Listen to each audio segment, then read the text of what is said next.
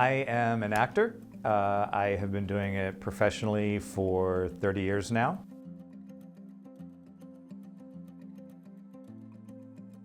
We always embrace new technology. We're early adapters, but we've also kept an eye on ways in which it can encroach upon our livelihoods and our ability to, to maintain a living and to keep working. Obviously, we had that dual strike with the writers and the actors, and the final sticking point for that was AI.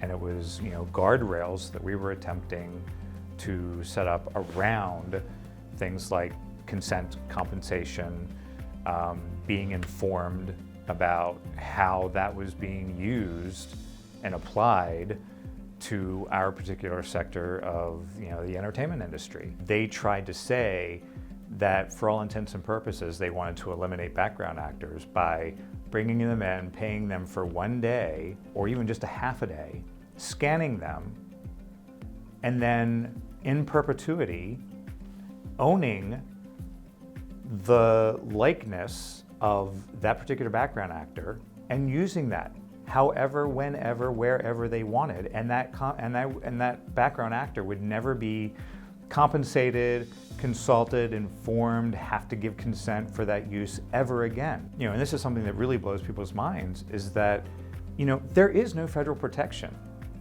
for your biometric data, for your voice, your image, your likeness. You don't own that as a human being.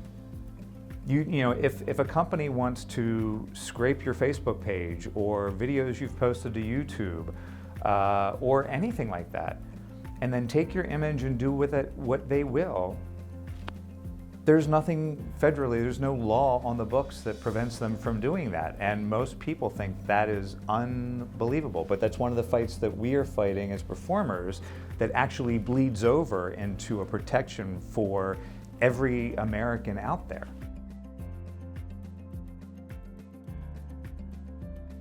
It was a huge fight. It was a huge fight. The pushback that we were getting from studios, from our bargaining partners at the AMPTP, was that, well, we can't give you this particular term or guardrail or set up this particular parameter around this technology when we're not currently using it that way, or we don't know what we're going to do with this or be able to do with this, especially not over the course of the term of this contract, which is only 3 years. That sort of unknown is a difficult thing to negotiate, and a difficult thing for someone you're negotiating with, I don't want to say against, but negotiating with, to accept and to grant those kind of terms too. We knew that this was something that was going to be affecting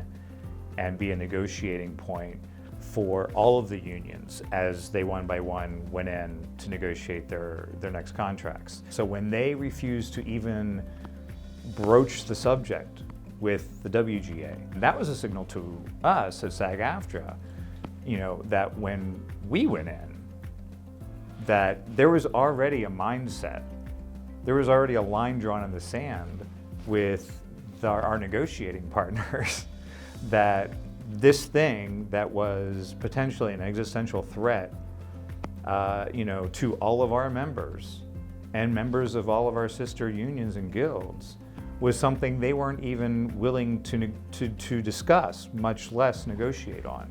So, we were very, very prepared when we went in there to fight for this. And if that fight meant walking away from the table, that we would do that as well. And ultimately, that's what the writers did, that's what we did.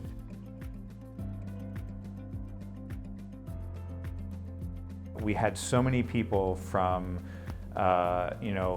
just across the board, they came out to support us, to support the writers. It wasn't just members of the entertainment community that were out there. It wasn't just writers, it wasn't just performers. You know, we had musicians, we had people from, you know, the Culinary Workers Union, from the Nurses Union. We had people out there, you know, all of the Teamsters were out there. You know, it was incredible. I think they recognize, and one of the things that that this conference has sort of reinforced is that people recognize that AI is coming for everybody. People recognize that our fight is their fight, and vice versa, and that the only way that we can really protect everybody is for us to have an open line of communication, for us to have very public solidarity, that everyone's fight is our fight.